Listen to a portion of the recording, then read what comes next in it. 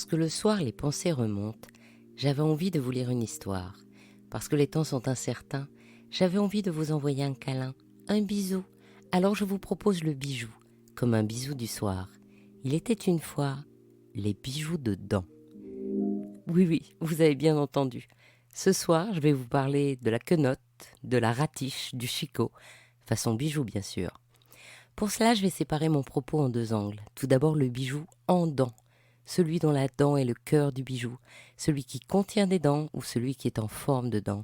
Et puis, je vous parlerai du bijou qui se porte sur la ou les dents. Je vous entends déjà dire Burke. Mais au fait, pourquoi Burke? Pourquoi cette répugnance pour ce don de la nature qui nous permet de nous nourrir et de croquer à pleines dents, de séduire en souriant de toutes nos dents, ou de nous défendre en montrant les dents? Pourquoi les dents ne seraient-elles pas dignes d'accéder au qualificatif de bijoux? Après tout, nous en prenons grand soin, nous les aimons saines et blanches, et ce sont de vrais bijoux de notre bouche. La broche Ruby Lip de Salvatore Dali par Henri Caston en témoigne. Au Paléolithique supérieur, nos ancêtres aimaient porter des dents animales.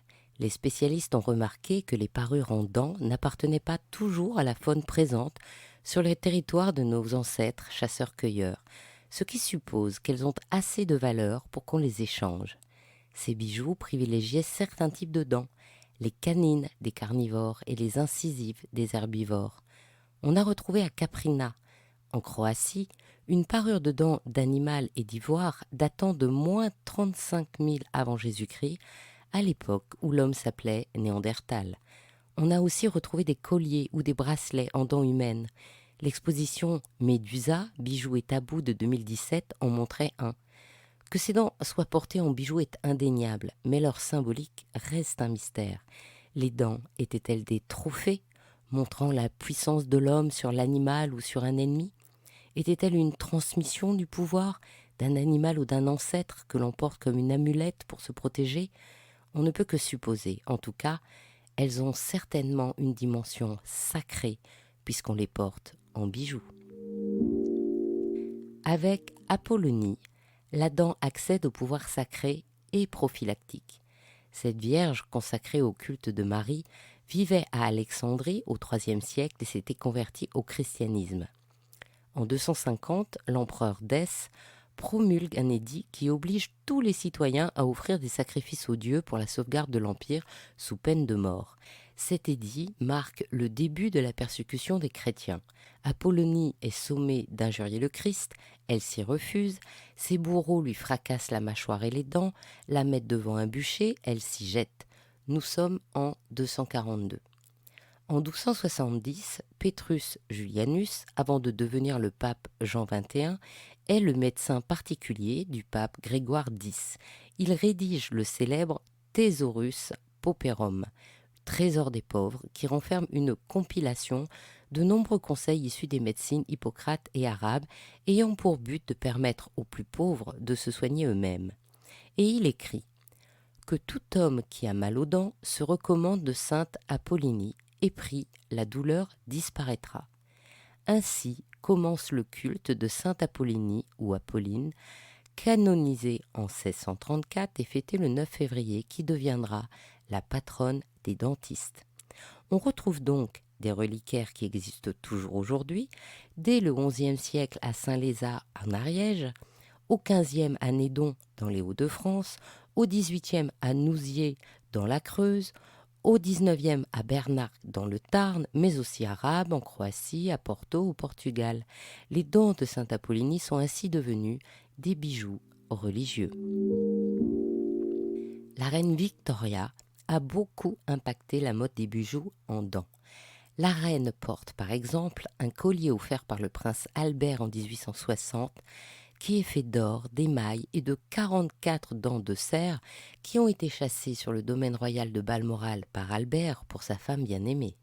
Chacune des dents est gravée de la date à laquelle l'animal a été tué, tandis que le fermoir contient l'inscription « Tous abattus par Albert ». Elle porte aussi une broche de dents et émail offerte en cadeau d'anniversaire en 1851 et deux paires de boucles d'oreilles en dents. Tous ces bijoux sont fréquemment portés en privé par la reine. L'exposition Victoria and Albert Art and Love à la Queen Gallery en 2010 montre ces bijoux au public. Comme le prince Albert les lui a offerts, ce ne sont pas des bijoux de deuil, mais plutôt des bijoux de sentiment, comme ceux réalisés avec le dent de lait de ses enfants.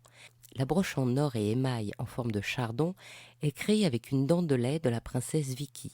Une inscription au dos indique qu'elle a été tirée par son père le prince Albert le 13 septembre 1847. Avec les dents de lait de la princesse Béatrice, la reine Victoria commandera en 1864 à Garard un pendentif et des boucles d'oreilles en or et émail. En forme de fleur fuchsia, il symbolise l'amour humble. Sur le ruban du pendentif est écrit « Première dent de notre bébé ». Après la mort de la reine Victoria, la parure est passée à la princesse Béatrice et en 1944, sa fille, la reine Victoria Eugénie d'Espagne, en hérite à son tour. Ces bijoux de dents appartiennent désormais à la collection royale. La mode des bijoux, avec inclusion de dents, était lancée. Soit ils sont le symbole de notre évolution et on les monte en bijoux pour évoquer le temps, soit ce peut être un bijou de deuil, soit la légende raconte qu'une dent de lait offerte par la mère à une autre femme favoriserait la conception. Tous ces bijoux de dents sont alors des reliquaires personnels. Il y a des collectionneurs de ces bijoux de dents que l'on voit apparaître de temps en temps dans les salles de vente. J'en ai aperçu ces Colin du Bocage ou ces gros délettrés à Drouot. De façon récurrente, le modèle du bijou de dents revient. Et aujourd'hui, il s'entrechoque avec notre nouveau rapport au corps. L'américaine Polly Vanderglass fabrique des bijoux à partir de vrais molaires, les vôtres si vous les lui faites parvenir sur Etsy. La broche que l'artiste contemporain Peter Machata a créée en 2004 s'appelle Absence 2 et comporte une molaire avec racine. Même les dents, qui sont des copies de porcelaine ou carrément en or, portent aujourd'hui ce même bagage symbolique de la provocation. En témoigne la chevalière en or molaire de Baptiste Monvoisin, qui a été choisie par le rappeur français Al Capote, autoproclamé empereur de la crasserie. Voyons maintenant le bijou dentaire. Il est quelquefois difficile de faire la part de l'intervention médicale avec la part de la pratique somptuaire dans les interventions sur les dents, d'autant que ce sont souvent les plus aisés qui en bénéficient, ce qui contribue à mettre sur le même niveau soins, esthétique et position sociale. Ce mélange des conceptions semble toujours d'actualité, si on se souvient de la remarque sur les 100 dents du président de la République précédent.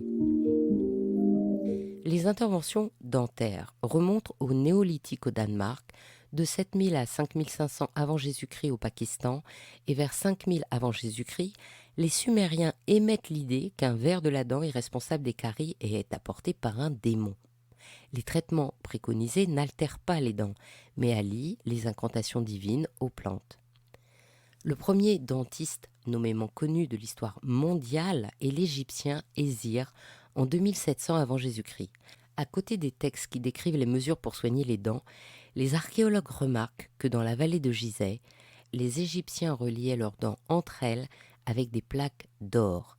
Certaines interventions ont dû avoir lieu post-mortem pour que le défunt puisse entrer entier au royaume des morts. Les modifications dentaires pourraient donc être plus rituelles que médicales.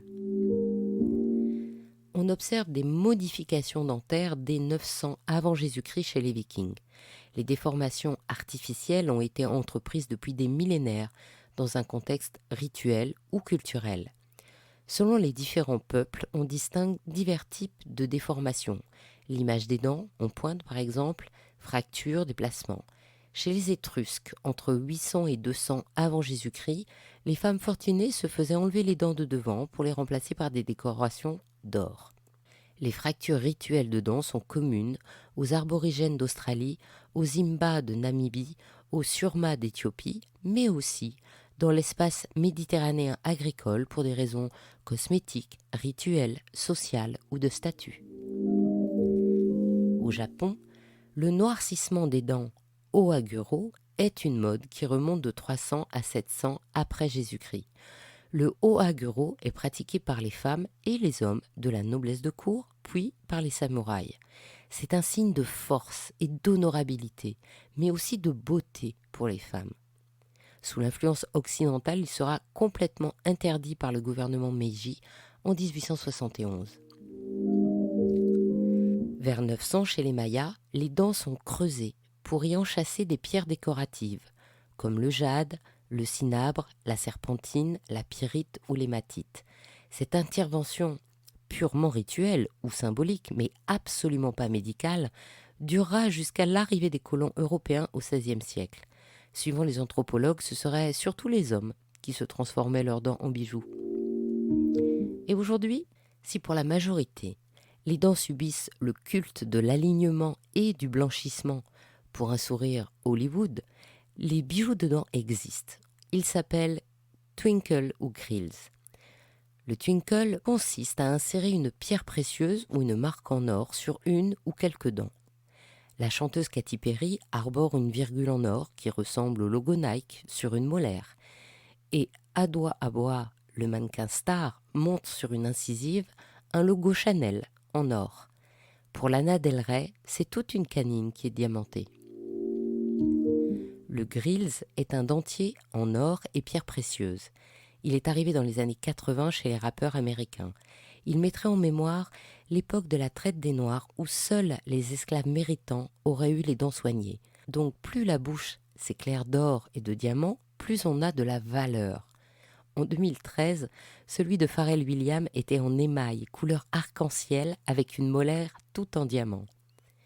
Suivant le joaillier de Los Angeles, Ofer Saar, alias Big O Jeweler, le phénomène s'étend aujourd'hui au-delà des rappeurs. Car si les rappeurs et leur équipe en portent, les sportifs les aiment aussi, ainsi que les youtubeurs, les tatoueurs, bref, toute une génération qui s'est affranchie des codes pour s'en inventer d'autres. Le bijou de dents a bien à chaque fois la mission d'afficher avec ostentation son appartenance et son statut social au sein d'un groupe. Ainsi se termine cette histoire d'Il était une fois le bijou. Si cette histoire vous a plu, partagez-la autour de vous pour vous aussi envoyer plein de bijoux bisous et encouragez-moi en me mettant plein d'étoiles et de likes. À demain pour un prochain bijou, un nouveau bisou du soir.